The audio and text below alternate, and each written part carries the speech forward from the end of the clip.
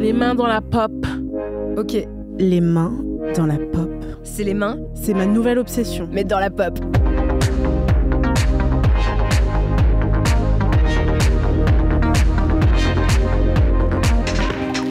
Bonjour et bienvenue dans Les mains dans la pop, les amours. C'est toujours Mao Drama et à côté de moi il y a Audrey.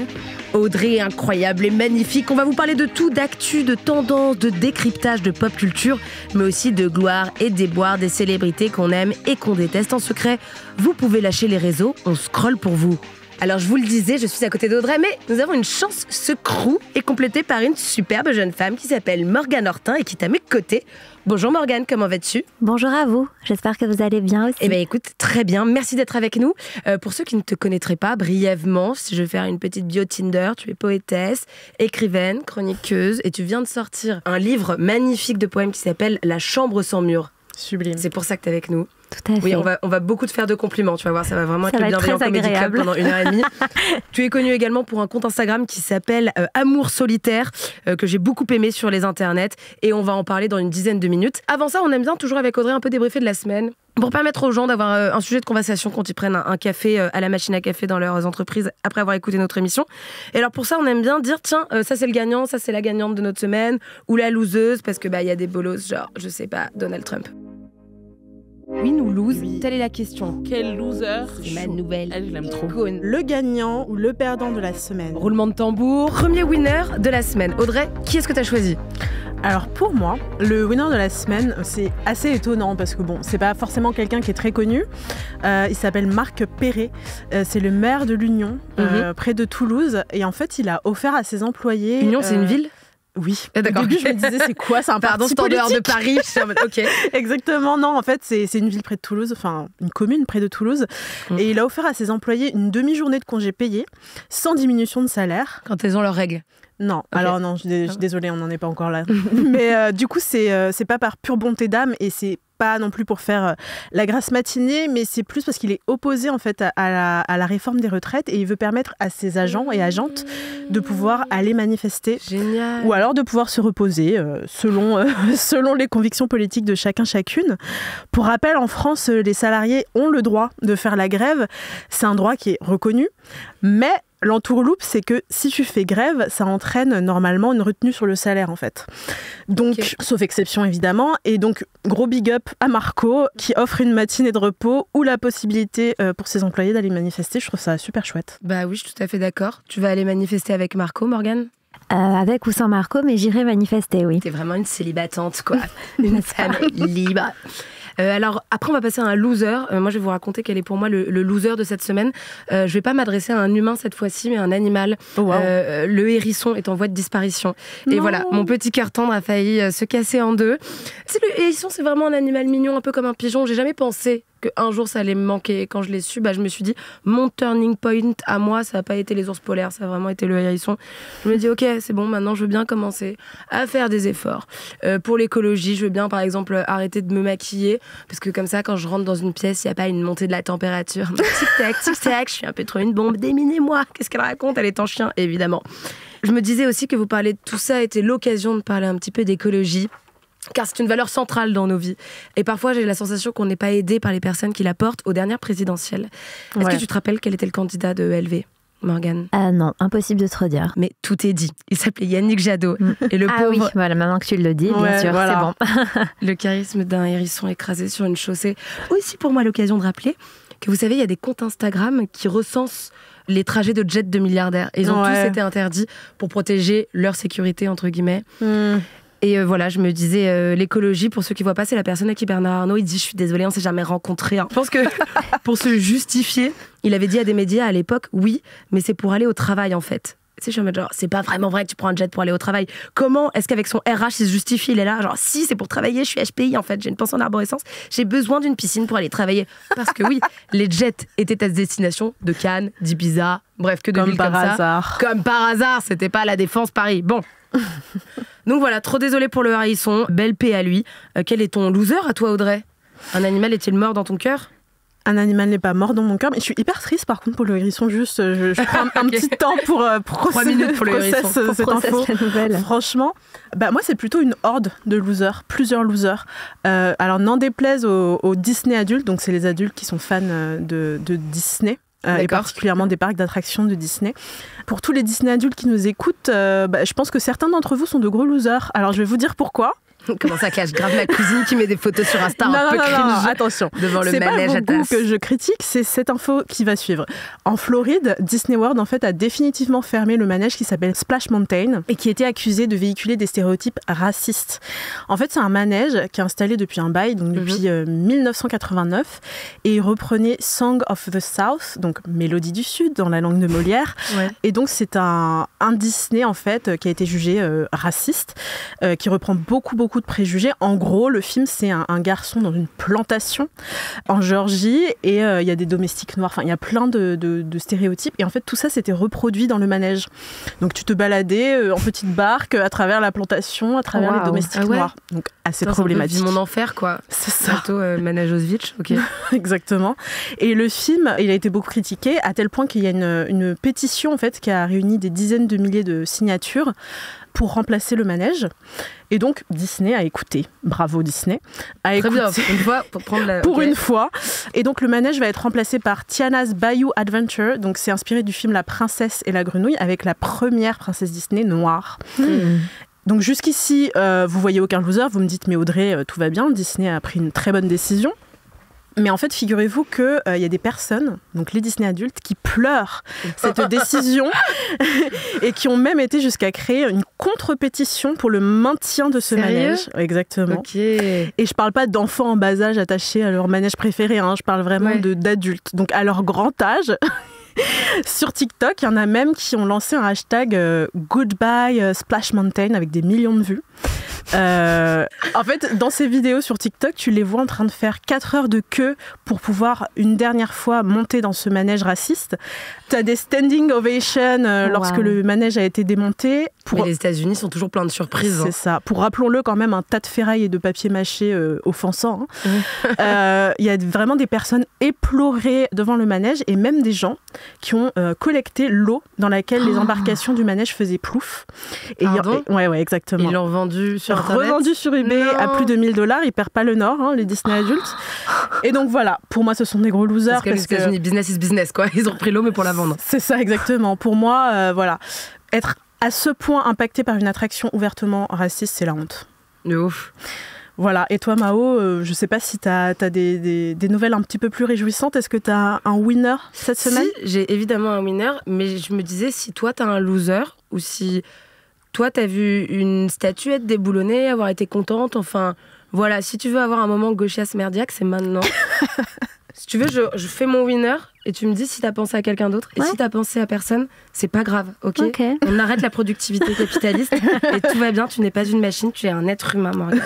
Alors moi, mon winner, ça m'a fait rire qu'on soit un peu sur la même longueur d'onde, ça a à voir aussi avec la retraite, comme par hasard, des blagues de gauche à Nouvelles Écoutes. Il s'agit de Franck Riester, à qui j'avais envie de baisser mon chapeau. Est-ce que c'est une expression qui existe, ça ? Je sais jamais dire les expressions.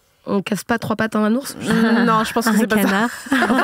Moi aussi, je mélange toujours les expressions, donc je serai pas d'une grande aide, mais on a compris l'intention. Bon, je voulais les dire. Si mère, merci, en langage 20e arrondissement, qu'est-ce qu'elle raconte ? Bon, Franck Riester est le ministre des Relations au Parlement.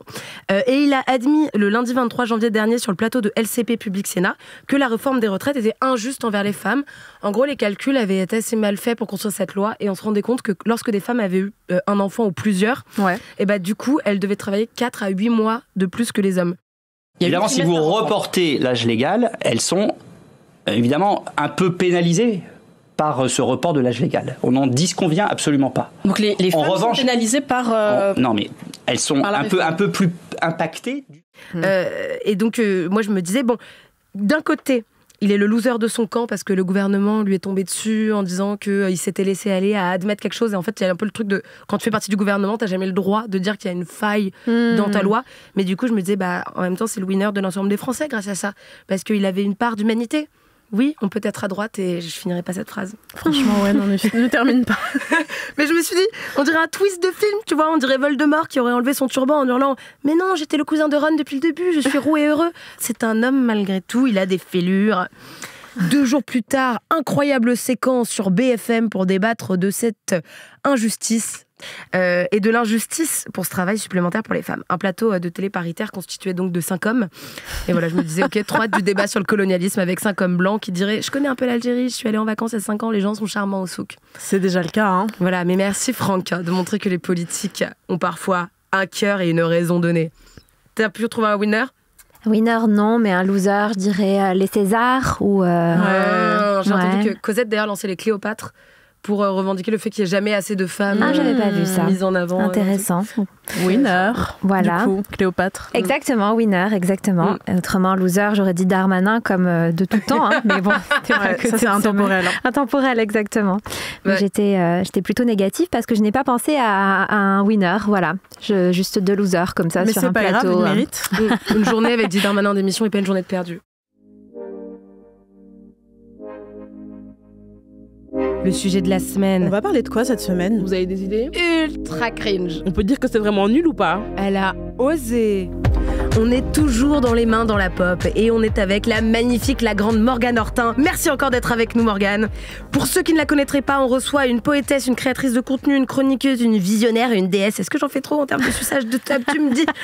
Tapez 1 pour oui, tapez 2 pour encore oui. Bonjour Morgane, comment ça va après ces premières 10 minutes avec nous ? Eh bien, ça peut difficilement aller mal après une telle introduction, n'est-ce pas ? Tu es aussi connue sous le pseudonyme Amour Solitaire, un compte Instagram poétique qui recensait des déclarations d'amour sous forme de SMS. D'abord, il me semble que c'était les tiennes de déclarations d'amour. Tout à fait. Et après, tu as invité les gens qui te suivaient à pouvoir te déposer les leurs. Tout à fait. Et les reposter. Et elles sont toutes plus belles les unes que les autres. J'avais envie de faire juste un jeu de mots horrible. Est-ce que vous m'en pardonnez un ? Oui, vas-y. Ouais, après, stop. Hein. Ok. Après avoir lu ton livre, je suis grave Morgane de toi. Tapez 1 pour cringe, tapez 2 pour cringe. Tu sais qu'on me le dit rarement et que ça m'étonne d'ailleurs. C'est vrai ? Ouais, je pensais qu'on me le dirait plus au cours de mon existence, tu vois. C'est vrai que c'est étonnant. Merci de remédier à ça aujourd'hui. Je t'en prie, de Cringe Comedy Club, encore une fois, là pour toi. Tu sors donc ce nouveau recueil de poèmes, La chambre sans mur, et on est hyper heureuse avec Audrey de pouvoir échanger avec toi dessus. Comment faire pour faire connaissance avec toi sans que ce soit trop universitaire ? Alors ce que je te propose, c'est que je t'ai écrit une vraie fausse bio, ce que j'appelle donc une biof. Une bio un peu bof, qui est truffée d'erreurs. Ok. Et dès que tu entends une erreur, tu m'interromps. T'hésites pas à faire un bip ou Darmanin d'émission. C'est vraiment comme tu le sens. Très bien. Évidemment, je t'avais senti être un peu Sandrine Rousseau comme moi. Alors, tu es née en 1998. Hop, je sais que je viens de faire une première erreur sur ta date de naissance, mais on n'est pas des connasses ici, on dévoile pas l'âge des gens, car le temps est une invention capitaliste pour mesurer la productivité à cab, et personne n'a à savoir que ton âge commence par 3 et finit par 1. Tu es née à Martigues, dans les Bouches-du-Rhône. C'est le nom Aguicheur-Bouche de ton département de naissance qui t'a donné le goût de l'érotisme écrit. Je t'ai pas dit, j'ai une imagination un peu débridée. Je croyais que c'était fini les jeux de mots. J'étais également suspendue à ta bouche. Je me demandais où est-ce qu'elle va en venir. Trop gentil que tu te dises ça alors que j'ai un herpès. Oui, on profite de ce podcast pour normaliser le fait d'avoir de l'herpès à cause du stress. Paris est une ville difficile. Les femmes de ton entourage te mettent dans les mains des chefs-d'œuvre de Schopenhauer à Marguerite Duras. Est-ce qu'il y a une autrice ou un auteur qui t'a particulièrement marqué dans ton éducation littéraire de l'adolescence, que ces femmes, ta grand-mère, ta tante ou ta mère aient pu te mettre dans les mains ? Marguerite Duras, hein, tu l'as dit. Ouais, j'ai commencé vraiment à tomber amoureuse de la littérature avec Marguerite Duras et ça a été une obsession pendant plusieurs années. J'en ai écrit un mémoire, j'ai tout lu. Je l'ai un peu abandonné, je dois dire, ces 10 dernières années. Je pense que c'était une passion trop intense pour durer toute une vie. C'est une relation toxique. Je dirais pas ça. Non, franchement, c'était une relation vertueuse, je pense. Et qui t'a mis justement ces livres-là entre les mains ? Du coup, quelle femme de ton entourage t'a mis Marguerite Ma tante. Okay. C'est ma tante qui m'a fait découvrir Marguerite Duras et qui a créé cette passion. De toute façon, j'ai vraiment une famille de femmes. J'ai grandi dans une constellation de femmes. Oui. Donc, tous mes premières amours et passions viennent d'elle en général. Je comprends. Et puis, ça peut donner une certaine sensibilité de grandir aussi dans un monde de femmes dites fortes. Je sais pas ce que vous en pensez, mais moi aussi, j'ai des femmes qui sont vraiment hautes en couleur dans mes familles. Elles ont été des modèles. Après, Affida Turner. Oui. Je comprends, franchement, Affida. Ouais, forever. Ensuite, tu as fait Hippocane, lettres modernes et management culturel à Poudlard. Lol, encore une erreur. Tu étais à la Sorbonne. Moi aussi, j'étais à la Sorbonne. Moi aussi, lettres modernes. c'est pour ça que je l'ai noté. Est-ce qu'on peut faire un check à toi? Ouais. Alumni. Vive l'université gratuite. En 2017, tu crées le compte Insta Amour Solitaire. Tu étais très jeune, du coup, à ce moment-là, tu avais 22, 23 ans? Tout à fait, ouais, exactement. Non, pas du tout. 26, 27. Après, moi, j'ai fait littéraire aussi, j'ai pas fait maths. Je suis en train de faire la soustraction dans ma tête et je me dis, attends, j'avais vraiment 21 ans, mais non, j'ai 31 ans. Ouais. Donc non, effectivement, j'avais 25, 26 ans. Je me suis dit que t'étais quand même proactive et jeune, quoi. Ça m'a marqué de me dire tous les projets que t'as pu faire en continu. Si t'avais un conseil pour arriver à arrêter de procrastiner, ce serait quoi? Ah oui, s'il te plaît, donne-le-moi. Waouh, je procrastine beaucoup en réalité aussi, hein, mais un conseil, c'est d'arrêter de se trouver des excuses. Juste d'ouvrir l'ordinateur et de s'y mettre. Just quoi. do it. Exactement. J'ai quoi, tu l'appelles à l'action, le fait de faire le premier geste, quitte à ce qu'il soit mauvais ce geste, mais au moins le fait de faire débloque en général, hein, parce que ce qui est paralysant, c'est de ne rien faire justement. Une fois qu'on a mis le pied à l'étrier, en général, ça va un petit peu mieux. À chaque fois que tu as écrit un livre, du coup, ça t'a pris plus ou moins de temps à le faire et tu l'avais fait par bloc? Tu avais une méthode d'écriture comme ça? En fait, tous mes livres ont été différents. Le premier tome d'Amour Solitaire était vraiment à part parce que j'avais même pas pour ambition de le publier. J'ai vraiment fait ça par plaisir parce que je me disais que je recevais plein de messages très très beaux et presque par jeu, je me suis dit, c'est marrant, si je les assemblais, je suis sûre que je pourrais recréer une histoire d'amour et qu'on pourrait même ne pas s'apercevoir qu'ils ont été écrits chaque fois par une personne différente. Et donc, c'était vraiment un jeu jusqu'à que je commence à le faire lire à des amis et que tout le monde rentre vraiment dedans. Ouais. Et en fait, j'ai fait ça pendant 1 an. Donc, j'ai vraiment fait à mon rythme. C'était très agréable. Ouais, je le faisais pour moi. J'avais aucune pression. Et quand ça a été fini, je me suis dit, ça pourrait être chouette de le publier. Donc, c'était différent. Le tome 2 d'Amour Solitaire, c'est encore une fois différent parce qu'il était très demandé. Moi, j'avais pas tant que ça envie de le faire parce que j'avais déjà appréhendé cette manière de construire un livre, donc ça m'intéressait moins, j'avais envie d'écrire moi. Mais je l'ai fait parce que je savais que c'était attendu, parce que moi aussi, j'avais aussi envie d'aller au bout de l'histoire et tout ça. Donc là, c'était différent, c'était sur un temps plus court. Ensuite, j'ai fait Le Secret, qui a été vraiment différent parce que la première fois que j'écrivais moi, sur des sujets qui étaient très douloureux, ça a duré 2 ans d'écriture, il y a eu beaucoup d'enquêtes, je suis allée dans ma famille, donc c'était encore différent. Et le dernier, La Chambre sans mur, encore une fois une écriture différente, puisque je l'ai écrit en fait ces 6 dernières années, et que faire un recueil de poèmes, c'est pas comme un roman vraiment où on doit, on change un truc, il faut reprendre tout du début pour voir s'il n'y a pas d'incidence sur le texte, etc. Donc à chaque fois, c'était des rythmes très différents, même des techniques différentes, et en fait, je n'ai pas de technique en réalité. Non. Tout simplement. Ouais, tout simplement. J'essaie d'en trouver au fur et à mesure selon les objets, mais je pense qu'il n'y a pas de règles à suivre particulières. Ça fait du bien d'entendre ça. Ouais, je trouve ça très très bien et très Skyrock de dire qu'il n'y a pas de règles. Exactement. Mais moi, pour la contrôle fric que je suis, je trouve ça un peu inquiétant qu'il n'y ait pas de règles. Parfois, on aimerait qu'on nous dise, ok, alors il faut faire comme ça, comme ça, comme ça. Donc, mais c'est avoir bien. Un mode d'emploi, quoi. Voilà, mais tout est à créer, donc c'est plutôt agréable. Je reprends ta biof, comme tu nous le disais. Donc, en 2017, tu crées le compte Instagram. Ensuite, le premier livre sort, le second. Ensuite, ce livre très personnel que tu as sorti l'année dernière. Une aventure folle aussi par rapport à Amour Solitaire qui s'est pas arrêtée, puisqu'en 2020, le livre est adapté dans une web-série disponible sur YouTube. Tout à fait. YouTube. Ça s'est passé comment ce tournage? T'as été heureuse de pouvoir... Est-ce que finalement, je me disais, ce compte Insta, il était comme le tronc d'un arbre et puis il y a eu plein de petites branches. Et ça a été une nouvelle branche, une nouvelle aventure qui s'est proposée à toi. Ouais, c'est exactement ça. Franchement, le projet grandit plus vite que ce que moi, je l'imagine. Et c'est ça qui est un peu magique. C'est-à-dire que je suis tout le temps en train de courir après pour le rattraper. Et je suis trop contente que d'une idée simple, je puisse faire plein de choses tellement différentes aujourd'hui et que ça parle à plein de gens différents. Et la série, ça reste en famille en plus, puisque c'est une de mes meilleures amies qui l'a produite et qui a eu l'idée en fait. Quand elle a lu les premiers chapitres du livre, elle m'a dit je vais en faire une série, c'est sûr. Okay. Donc c'est assez fou, tout s'est fait de cette manière-là et c'était bien de le faire avec quelqu'un que je connaissais parce que c'était quand même un peu inquiétant de confier mon propre bébé à quelqu'un d'autre, mais c'était hyper stimulant. J'allais sur le tournage, enfin c'était trop bien. Ouais, on a fait les castings, tu sais, moi j'avais écrit pendant 1 an les personnages, donc là de les voir et de choisir, enfin c'était super quoi. C'est chouette d'avoir pu participer au casting. Et qu'est-ce que ça t'a fait après, quand t'as vraiment vu à l'écran ce que t'avais écrit finalement? Je me suis dit que le projet appartenait à tout le monde maintenant, que c'était plus moi. Je sais pas comment vous dire, parce que il y a plein de choses que j'aurais pas faites, bien sûr, comme elles ont été faites. De toute façon, c'est toujours ça. Déjà, juste quand on lit un livre et qu'on regarde ensuite l'adaptation, je sais pas moi, Harry Potter, j'imaginais qu'Hagrid était bleu, par exemple. Je me demandais pas pourquoi. Et quand j'ai vu le film, je me suis dit, mais il y a aucune raison pour laquelle je pensais ça, mais j'étais persuadée. Donc vous imaginez que quand on écrit un livre et qu'il est adapté, l'écart il peut être encore plus grand parce qu'on a tellement eu pour habitude de se projeter les personnages et tout ça. Mais je pense que c'était un passage qui était hyper important pour moi de faire confiance aux autres et de dire allez-y, appropriez-vous l'œuvre et que tout le monde se l'approprie. Et dans tous les cas, même si c'est pas comme je l'avais pensé, je trouve ça bien que ça vive comme ça vit. Et au final, j'en suis hyper heureuse. Donc j'aime bien que ça existe dans les yeux de tout le monde maintenant et dans les mains de tout le monde. Nous aussi, on est content que ça existe dans les yeux de tout le monde. Allez regarder donc la web-série disponible sur YouTube de l'adaptation d'Amour solitaire. Donc, est-ce qu'il y a des omissions que j'ai faites et tu aimerais rafistoler ta biof et me dire 2-3 moments clés de ta vie qui ont été importants? Soit une rencontre amoureuse, soit un bleu qu'on s'est fait un jour en skatant, parce que pourquoi pas. Écoute, je crois qu'il y a à peu près tout. De toute façon, mon signe astrologique, Verseau, sans blague, ascendant poisson, pour que vous compreniez le potentiel. Lune en Cancer, non? Même pas, figure-toi. Mais de toute façon, après, toute ma vie professionnelle est articulée autour de ma vie intime, donc j'ai presque pas besoin de vous donner trop d'éléments. Je pense que si vous suivez ce que je fais, vous arrivez à comprendre les histoires d'amour qui réussissent, qui échouent, l'histoire de famille, comment elle se développe. Donc c'est ça qui est intéressant. Tout est très entremêlé dans ce que je fais. Et justement, tu parles beaucoup d'intimité et moi j'aimerais t'inviter dans l'intimité de ma propre chambre et qu'on discute à cœur ouvert, un peu comme on le ferait lors d'une soirée pyjama au cours de laquelle on se livre un petit peu trop.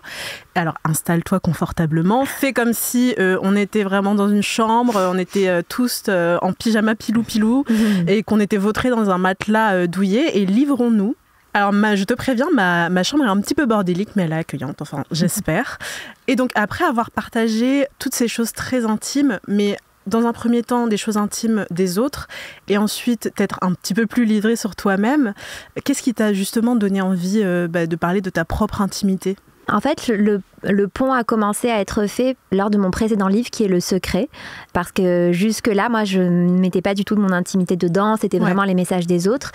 Et pour Le Secret, en fait, j'ai commencé à m'intéresser à cette thématique. J'ai fait des appels à secrets, j'en ai reçu des centaines, des milliers, j'ai commencé à enquêter. J'ai fait des entretiens en fait avec des gens que je connaissais pas qui me racontaient leurs secrets, que j'essayais ensuite de décrypter, les mécanismes du silence, etc. Et mon éditeur me demandait beaucoup de me poser la question de pourquoi ça m'intéressait autant. Et donc moi je lui répondais mais parce que le silence est politique, parce que j'ai envie de comprendre pourquoi est-ce qu'on se tait, qu'est-ce que ça change dans nos relations de se taire.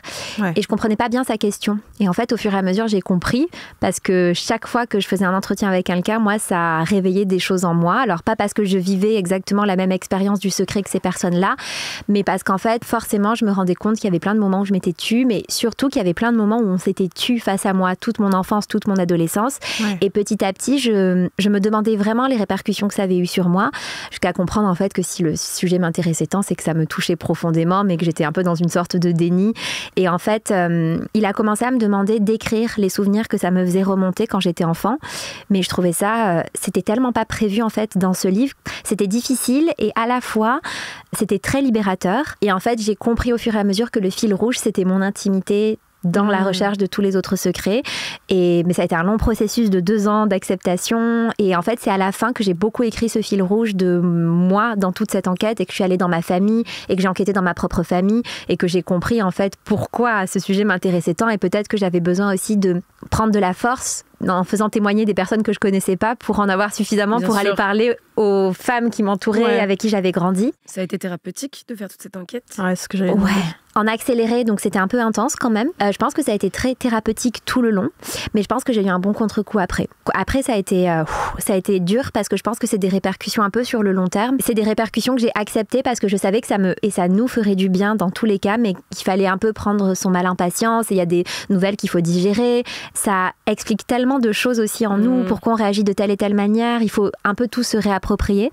Donc oui, ça a été très thérapeutique, mais c'est de voir aussi comment les gens dans ma famille sont affectés par certaines nouvelles. Donc il y a tout un truc aussi où je me suis beaucoup demandé est-ce que j'ai bien fait.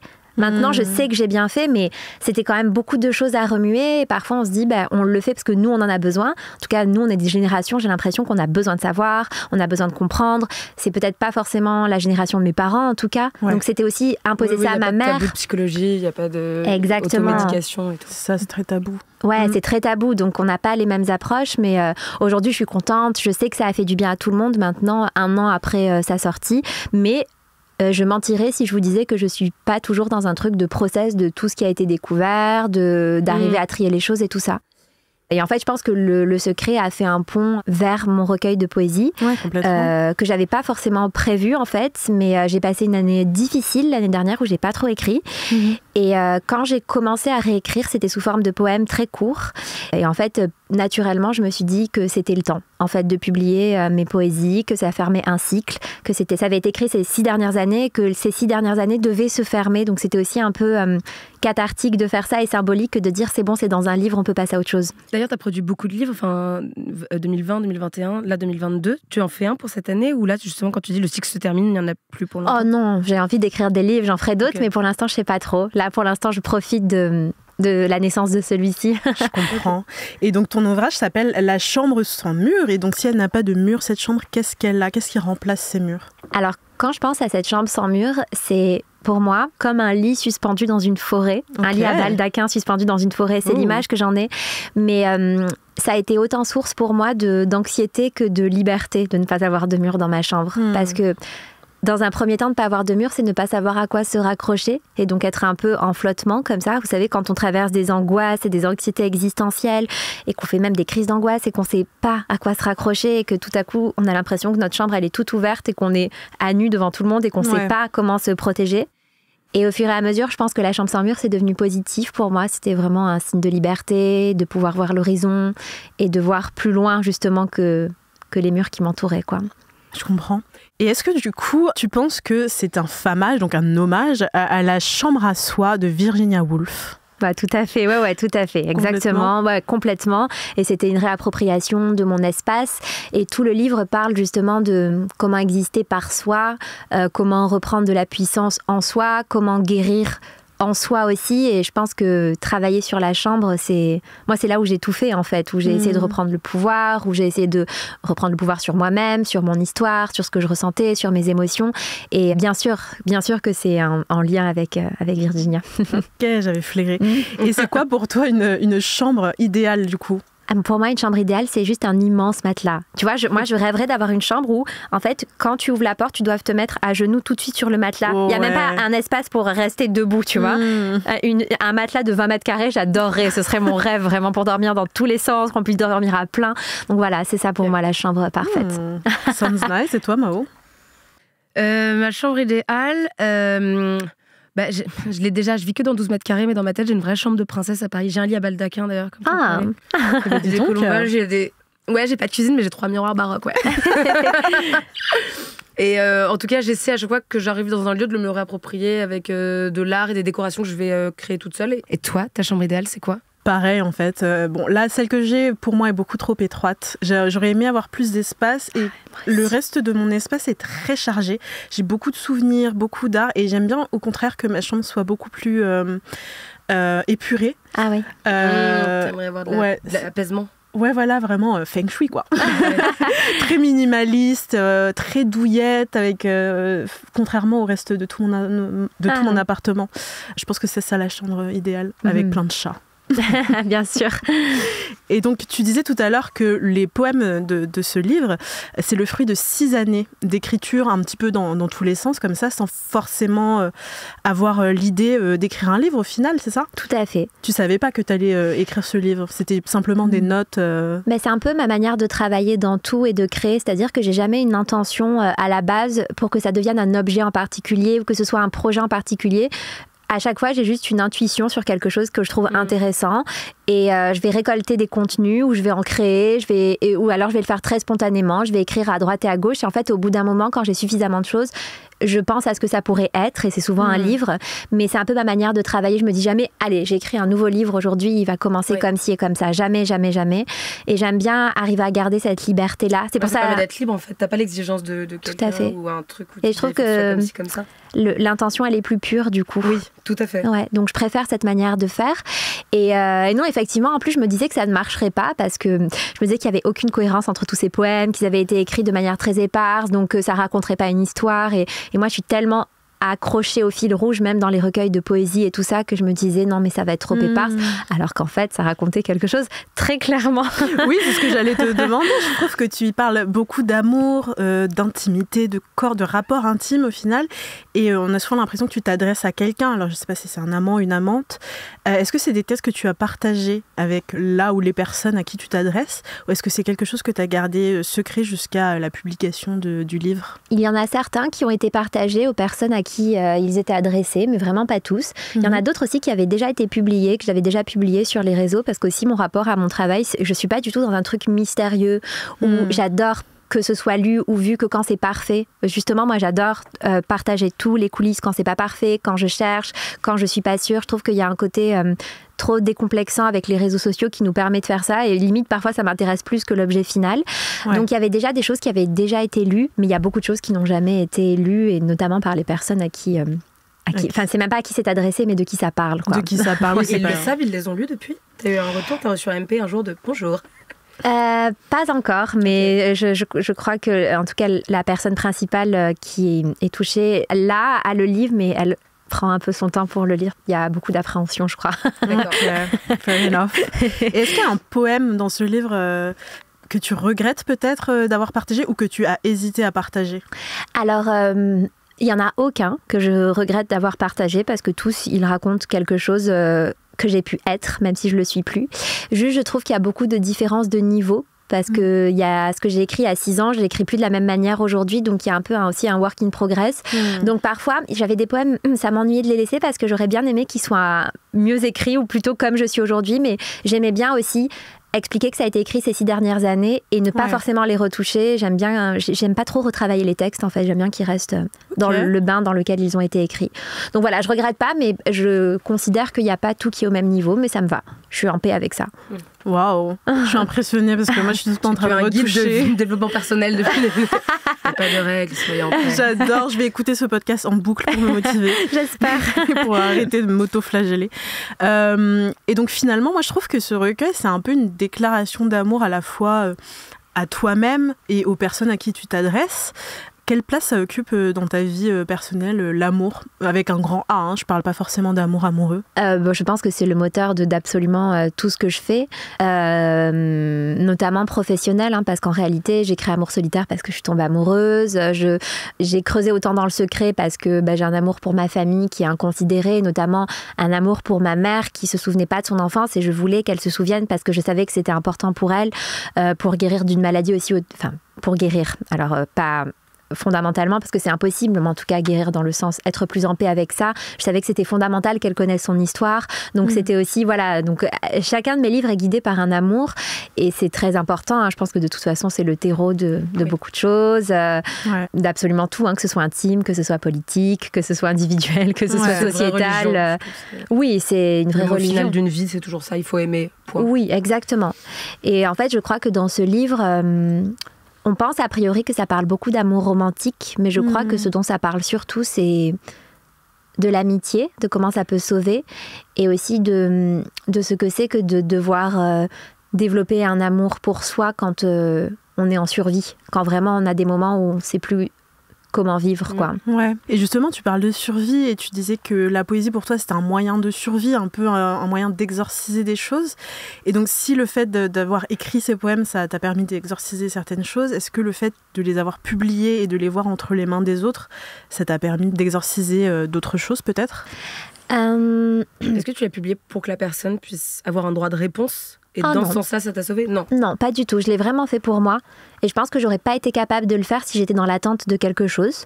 Non, c'est vraiment quelque chose que j'ai fait pour moi. J'ai même un peu de pudeur à ce que la personne qui je sais sera le plus touchée par ça le lise. Je préférerais même qu'elle le lise pas, parce que je crois que c'est très pudique en fait. Intime. Ouais, c'est très intime. Et en fait, je pense que le fait que les textes existent enfin et qu'ils puissent être lus par tous, ça repose sur une contradiction que je trouve très belle, qui anime les fondements même d'Amour solitaire, c'est que c'est tellement intime que c'est universel. Et le cœur d'Amour solitaire, c'est ça de toute façon, c'est de se dire c'est fou, on est 900 000 en fait à se reconnaître dans les textes qui s'échangent entre deux personnes, des choses qui sont tellement intimes qu'on a l'impression que personne d'autre pourrait comprendre, alors qu'en fait on comprend toutes et tous. Et ce livre c'est un peu pareil, c'est que il y a souvent un truc où quand on souffre ou quoi, on se dit personne pourrait comprendre à quel point. Et en fait, si c'est tellement intime que c'est universel. Et aujourd'hui, le fait que ça sorte, ça me fait du bien parce qu'il y a tellement de gens qui s'y retrouvent, donc on échange. Donc je trouve ça joli, au contraire, que ça existe. On s'est dit que peut-être tu pouvais nous partager d'ailleurs un poème. Ouais, bien sûr. Pourquoi tu as choisi celui que tu vas nous lire? Ou d'abord tu veux nous le lire et après tu nous dis pourquoi? D'accord, je vais vous le lire et je vous dis pourquoi. Super. Avec plaisir. Si tu savais comme je hais faire la planche en plein été, mes larmes coulent dans mes oreilles et tout devient silencieux. Je ne peux plus écouter une seule musique depuis que tu es parti. Je préfère remplir mes oreilles de larmes. Bientôt, je ferai un bouillon. On n'y mangera rien que du chagrin. Ce sera très salé, très peu épicé. Un peu comme toi et moi quand on a décidé que pleurer seul était mieux que parler.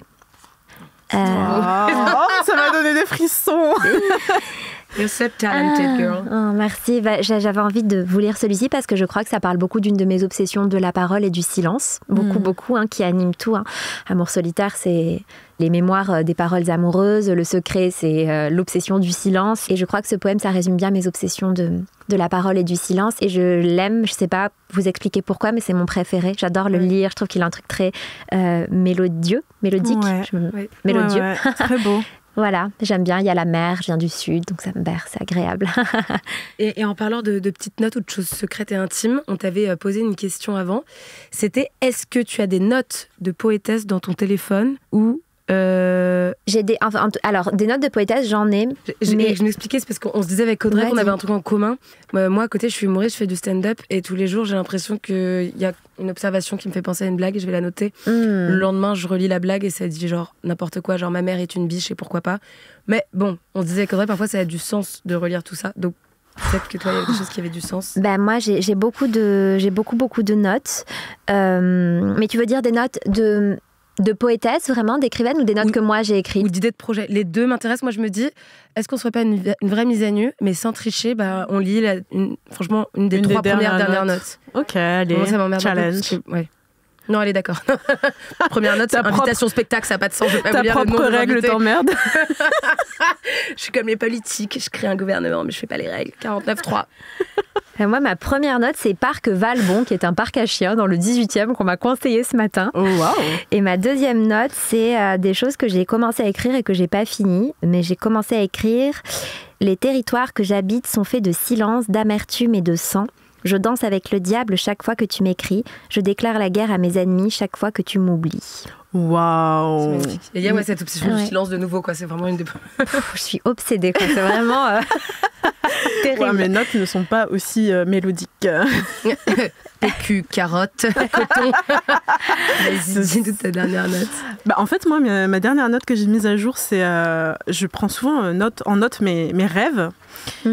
Et du coup, un de mes derniers rêves, c'est je suis en haut d'un immeuble sur une terrasse, je vois la version de moi-même du passé avec les cheveux longs, qui est mise à l'écart par un groupe tout en bas. Oh. J'exprime ma compassion. Une amie à côté de moi se jette de l'immeuble. Ça devient très intense. C'est hyper intense. Ensuite, ça part sur un tout autre registre. Je dois prendre soin d'un vivarium avec un serpent, une grenouille et une tortue. J'essaye d'arranger leur espace, de mettre de l'eau, des cailloux. Feng shui, toujours. C'est ça, exactement, minimaliste. Je m'occupe davantage de la grenouille sans faire exprès. Je mets le serpent et il manque de les manger. La tortue meurt, asséchée.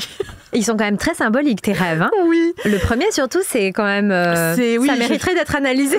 T'inquiète, c'est en train de se faire. Hospitalisable, mais médicamentable, mademoiselle. C'est le cas, il n'y a pas de souci. Moi, c'est chiant, je vois juste que j'ai marqué « Qu'est-ce que c'est qu'être une drama queen ? L'extravagance. J'ai toujours vu les choses en grand. Ma mère s'est mariée 3 fois, je compte le faire 4 fois. » Waouh. J'ai donc des ambitions très grandes. J'adore. Merci en tout cas, Morgane, d'avoir été avec nous, d'avoir partagé toute cette expérience de ton travail de poétesse qui est sublime. Merci beaucoup. Et on passe à la suite. Merci.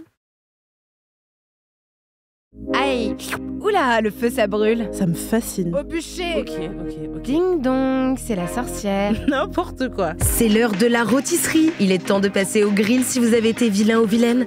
J'irai brûler en enfer avec vous aussi, vu toutes les flammes que je vais cracher dans cette chronique. Alors Mao, tu vas t'attaquer à qui aujourd'hui ? Alors, je rôtis Mark Zuckerberg, je rôtis les réseaux sociaux, je rôtis les algorithmes. Oui, j'ai voulu faire un j'accuse, mais voilà, chacun a son courage et son époque. Je voulais m'intéresser aux algorithmes qui poussent les multinationales à débrider la liberté d'expression, quitte à laisser les tyrans, les masculinistes, les méchants Oui, j'ai pas peur d'utiliser des grands mots qui dénoncent. Les très méchants déversaient leur torrent de merde et de haine sur nos fils d'actualité. Je m'explique, le 25 janvier dernier, le groupe Meta, propriété de Mark Zuckerberg, a autorisé Donald Trump à reprendre ses comptes. Ce que je trouve dramatique pour plein de raisons, parce que ça va renforcer des bulles algorithmiques. Tu sais, les bulles algorithmiques, c'est ce qui t'enferme dans des publications qui te ressemblent, et du coup, tu n'es plus jamais en lien avec autre chose que toi-même. Moi, par exemple, je vis dans un monde rempli de vidéos d'Affida Turner qui donnent des conseils philosophiques comme « I'm a motherfucking star » ou de tweets de Sandrine Rousseau. Ouais, juste à chaque fois, je dis « c'est vrai, j'aimerais trop que ce soit ma mère imaginaire ». Dans mon cas, je pense que ce sont des influences positives, particulièrement les lives de Maïva Guénam. Je rigole pas, on ne sait pas. Mais si tu t'es réveillé un matin rempli de frustration, de sentiments de déclassement et d'une faible estime de toi, et ben ton feed il va être rempli de conseils de séduction de Michael Vendetta. Je sais pas si vous vous rappelez de ce mec qui avait des chaussures à bout carré et qui disait fais du sport. Où tu vas te retrouver avec des vidéos de gars qui sont en mode tu veux être millionnaire et avoir plein de voitures comme moi. La question elle est vite répondue. Enfin voilà. Et il y a aussi plein de tweets de haine, de tweets de fake news et de masculinisme bien plus grave qui se cachent derrière ces apparentes petites vidéos pseudo-rigolotes de teubés. Et savez-vous qui combine toutes ces caractéristiques ? Personne n'a écrit la chronique avec moi, je suis hyper frustrée. Donald Trump. Ah bah bien sûr. Donald Trump qui reprend son compte, je me dis c'est absurde, c'est un mec, on sait déjà tout de lui. S'il avait un portrait chinois, on lui dirait « Et monsieur, si vous étiez un fromage ?» Il répondrait « Je suis un pistolet calibre 9 mm. » Et si tu étais un article de la Constitution, il dirait « Attrapez-la by the pussy ». Bon voilà, il n'y a rien d'étonnant, mais tu sais que t'auras que de la merde en retour si tu lis. C'est pas une bonne influence. Il fait vraiment partie des gens qui rendent la planète pire. Le meilleur allié de Trump, c'est Elon Musk. Et ça parle de soi, Elon Musk. Je le soupçonne d'avoir acheté Twitter juste pour faire une passe à son pote et lui permettre de récupérer ses comptes. D'ailleurs, je suis allée ce matin du coup sur le compte d'Elon Musk pour voir ce qu'il avait tweeté. Et ben tous ces derniers tweets, c'est pour dire que non, la Russie n'a pas eu d'interférence avec l'élection de Donald Trump, alors que ça a été prouvé 1000 fois, notamment par une enquête. Donc, ce n'est pas du tout anodin et innocent d'avoir des mecs comme ça qui tweetent à longueur de journée. Une fois tombé dans une bulle, l'esprit critique ne peut pas exister parce que tu n'es jamais confronté à quelque chose que toi-même. Facebook, c'est maintenant le principal distributeur d'informations. Avant, si tu achetais Le Monde chez ton kiosquier, tu étais confronté autant à une tribune de Mitterrand qu'à un article sur Chirac. Et donc, tu pouvais entendre l'un dire oui, oui, et l'autre non, non, et rentrer chez toi et te dire bah oui, mais non. Et du coup, créer ton esprit critique. Alors, le public doit pouvoir entendre ce que les personnalités politiques disent afin de pouvoir faire des choix éclairés. Ça, c'est ce qu'a justifié Nick Clegg, le responsable des affaires internationales de Meta. J'ai envie de dire au bûcher, Nick. Le public n'a pas besoin de tout entendre. Moi, parfois, je dis des phrases comme Christine Boutin, c'est un peu une Dalida, mais de droite. Non, tu vois, ça n'a pas de sens. Ouais, non, on n'a pas besoin. Personne n'a besoin de l'entendre. Donc, je ne pense pas que tout ce que Trump dit a besoin d'être entendu. Il a été aussi estimé que le risque pour la sécurité publique avait suffisamment diminué pour laisser Donald Trump revenir. Ce qui est faux. Faut se rappeler que si on lui a enlevé tous ses comptes, c'est parce que le 6 janvier 2021 dernier, il a permis l'envahissement du Capitole, ce qui a mis en péril une démocratie très importante, ce qui a des conséquences encore aujourd'hui, puisqu'il y a 3 semaines, la place des 3 pouvoirs à Brasilia a été envahie. Donc en fait, te rendre compte que le champ des possibles n'est pas impossible et possible, bah voilà, cette phrase n'a pas beaucoup de sens, mais c'est pour dire faisons attention aux méchants. Et puis moi, j'ai pas envie de faire confiance à quelqu'un qui a un fond de teint orange. C'est une question de principe. Et quand je vois Trump, je me dis une perruque si laide alors qu'il a beaucoup d'argent, ça me va pas du tout. Si t'essaies d'être drag queen, fais-le à donc vraiment, montre-moi un look, quoi. Bon. Donald Trump, le gars le plus lourd des G8, le Jean-Claude Duss de la politique en carton, sera bien candidat, sachez-le, en 2024. Or, Trump a besoin de fonds pour faire sa campagne et c'est pour ça qu'il a besoin de Facebook. Donc ce n'est pas du tout pour une question de liberté d'expression, c'est pour une question de liberté de montée de fond. Et donc j'accuse Meta d'être coupable de faire monter la haine dans le monde et d'être méchant. Zuckerberg au bûcher. Tchou-tchou, le train t'attend, il faut que tu prennes ton billet pour la première classe. Morgane ou Audrey, à chaque fois que je mets quelqu'un à la rôtisserie, j'aime bien imaginer qu'on a le droit à une défense. Si vous vouliez vous faire avocat du diable, qu'est-ce que vous feriez ? Je pense que Morgane, je vais t'épargner. Merci. Je vais pas te laisser être l'avocat du diable de Trump. Ce serait quand même vraiment pas très accueillant. Hyper dur. Pour notre première invitée. Mais en tout cas, moi, je tiens à roaster Mao. Ah bon ? Qui, chaque semaine, m'incite à défendre les pires personnes de la Terre. Ah oui, c'est vrai. Juste après les avoir descendus avec des arguments en béton que je partage en plus. Donc, il n'y a pas trop de justice là-dedans, je trouve. Je me sens un peu comme Eleanor Laws, l'avocate maléfique de tous les incels. Oui, dont on a parlé la semaine dernière. Exactement, et je comprends mieux pourquoi la dame préfère fuir les caméras et se terrer dans un petit trou de honte. Bon, ok, puisque Mao tient un couteau métaphorique sous ma gorge, je vais me lancer. S'il vous plaît, ne portez pas plainte, je n'ai vraiment pas menacé physiquement Audrey. J'ai dit métaphorique. Je vais pas vous mentir en vous pondant des arguments fallacieux pour défendre l'indéfendable. Le retour de Trump sur les réseaux sociaux, pour moi, c'est vraiment catastrophique. Ça me donne envie de chialer. Et le fait que Meta pense que l'avoir mis au coin pendant un petit moment, ça suffit, c'est inacceptable. Mais que serait Meta sans ce genre de polémique, sans des Trump, des Elon Musk, des Andrew Tate qui vomissent des punchlines dangereuses, agressives et insensées à longueur de journée ?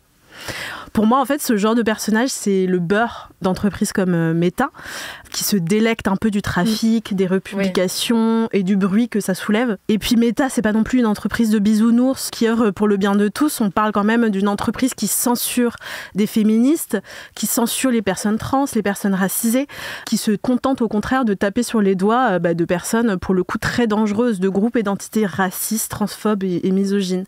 Alors, pour moi, Meta reste fidèle à elle-même, authentique, entière. Elle reste au service des méchants comme elle en a toujours eu l'habitude et elle sert son propre intérêt au fond. Business is business et tant pis pour l'intégrité. Absolument, t'as raison. Meta serait un bon personnage de télé-réalité. Merci Audrey d'avoir défendu cette personne. De rien. C'est quoi ta reco ? Whatever. Franchement, c'est vraiment hyper niche. Je l'ai vu sur Twitter. J'ai pas envie d'être méchante. Mais j'adore. C'est l'heure de la reco intello. Pour vous, j'ai épluché les programmations des musées, j'ai chiné les dernières sorties de bouquins et j'ai même passé en revue la liste des événements sur Facebook, c'est pour dire. Tout ça pour vous pondre une reco culturelle que même votre pote le plus artsy ne connaît pas. Alors, moi, du coup, je vais vous parler de l'expo qui a lieu au Centre Pompidou à Paris et qui s'appelle Décadrage colonial et qui est gratuite. Alors, j'ai eu l'idée d'y aller grâce à ma très chère amie Adeline Rapon, qui est photographe et qui fait souvent des recos culturels sur son compte Instagram. Suivez-la. Et donc, cette expo, elle est là depuis le 7 novembre, mais bon, voilà. J'en ai eu vent que maintenant. Et donc, elle va jusqu'au 27 février. Donc, il vous reste à peu près un mois pour aller la voir. Je répète, c'est gratuit. Donc, pourquoi se priver ? Donc, cette expo-là, si on pouvait la résumer, je dirais, ne visitez pas l'expo coloniale. C'est un petit peu le résumé de ce qu'on trouve dans cette exposition. Petit rappel historique, en 1931, il y a eu ce qu'on appelait l'exposition coloniale internationale à Vincennes. Et le but de cette exposition, c'était de promouvoir l'empire colonial, Burke. Oui, ça, ils faisaient venir des esclaves, non que tu peux visiter et voir. Ouais, en gros, c'était un énorme truc avec 8 millions de visiteurs qui étaient venus pour faire le tour du monde en un jour. Donc c'était le slogan de l'époque. Ouais, vous ne rêvez pas. Donc c'était 110 hectares avec des cases indigènes, des villages soudanais, des pavillons de l'Algérie, de la Guadeloupe, du Cameroun et du Togo, une savane africaine et même un musée des colonies avec un aquarium tropical et une petite salle des fêtes, sûrement pour célébrer l'asservissement de tous ces peuples. Le pire dans tout ça, c'est qu'il y avait des villages reconstitués où on obligeait en fait des personnes arrachées de tous les pays d'Afrique. Il y avait aussi des Kanaks, c'est des peuples de Nouvelle-Calédonie. On les obligeait à se mettre en scène en fait dans des décors exotiques devant des millions de spectateurs et de visiteurs, donc en fait des zoos humains à ciel ouvert. Donc bien sûr, à l'époque, il y a eu des opposants, notamment des communistes et des surréalistes. Et donc c'est d'eux que l'exposition parle. Alors, ça parle de la contre-exposition qui a été organisée à l'époque, qui s'appelait La vérité sur les colonies. Bon, il n'y a pas eu autant de visiteurs, malheureusement, à l'époque. Il y a des textes, il y a des œuvres contestataires, bon alors, plus ou moins problématiques et très universalistes, de type « on ne voit pas les couleurs ». Mais bon, on était en 1931, donc passons. L'expo montre aussi donc, des archives, des œuvres qui réfutent en fait tout cet imaginaire colonial et raciste qui était très présent à l'époque, qu'il est encore, si vous voulez mon avis, avec des récits parfois inventés de toutes pièces qui véhiculaient vraiment des idées très clichés, très racistes avec la figure du sauvage et du sauveur blanc. Oui. Et puis, dans l'exposition, il y a quand même un bémol, je trouve. Il y a pas mal de photos avec la sexualisation des corps noirs et des corps racisés. Et moi, ça me pose question d'afficher autant, voilà, même si ça a un but universitaire et voilà, c'est pour apprendre tout ce qui s'est passé à cette époque-là. Ça me gêne toujours de voir soit la violence sur les corps racisés ou soit cette nudité vraiment crue et voilà, portée comme ça aux yeux de tous, qui n'était pas forcément consentie en plus à l'époque. Voilà, donc il y a tous ces mouvements-là qui ont été mis en lumière et il y a aussi les mouvements intracommunautaires, donc des personnes qui étaient visées en fait, des personnes des colonies directement, avec notamment un bel accent sur la notion de négritude. Donc c'est notamment, ça a été rendu possible grâce à des figures comme Aimé Césaire, cœur sur lui, qui revendique l'identité noire et sa culture. Enfin bref, voilà, il y a tout ce mélange d'œuvres et d'archives que je trouve hyper importante. Donc en conclusion, en fait, c'est une expo qui est à voir jusqu'au 27 février, donc dépêchez-vous. Oui. Je répète, c'est gratuit. Et ça change un petit peu du discours un peu trop indulgent concernant la France et ses colonies. Ça montre voilà l'autre pendant. Vraiment tous les mouvements qui ont été organisés contre ça. Mais il y a quand même pas mal de défauts, je trouve, parce que, par exemple, les surréalistes donc, qui étaient contre ce mouvement-là à l'époque, contre cette exposition coloniale, c'était pas non plus des anges. Voilà, pour moi. Merci Audrey. Eh bien écoutez, chers amours, c'est la fin de cet épisode. Non, ne pleurez pas. Je vous entends d'ici dans mon monde imaginaire. Nous serons de retour jeudi prochain avec toujours autant de love et d'engagement. Merci Audrey pour cette reco, il faut filer à Beaubourg. Merci Morgane pour ce livre plein de douceur. Voilà, c'est vous qui nous écoutez. Allez vite chercher La Chambre sans mur chez votre meilleur libraire. Vous pouvez retrouver tous les épisodes en entier sur toutes les plateformes de streaming, mais aussi chaque chronique indépendamment du reste de l'épisode. Donc si vous n'avez que 10 minutes à pied pour aller au métro, 10 minutes avant que la douche se termine, vous pouvez écouter votre pastille préférée toute seule. Voilà, aimez-vous les uns les autres, les uns dans les autres, mais n'oubliez pas de vous protéger. Allez voir du spectacle vivant, vivez, sortez pailletés. 1000 bisous à tous et à toutes. Salut! Salut, merci pour l'invitation. Les Mains dans la Pop est une émission de Nouvelles Écoutes, animée par Mao Drama et Audrey Coupé de Kermadec, produite par Julien Neuville. Montage, mixage et enregistrement par Livio Boulanger au studio Artistique Palace. Directrice générale adjointe, Nora Issem. Directrice artistique, Aurore Mailleux. Directrice des productions, Marion Gourdon. Directrice commerciale, Emmanuel Fortunato. Chargée de production, Ashley Tola.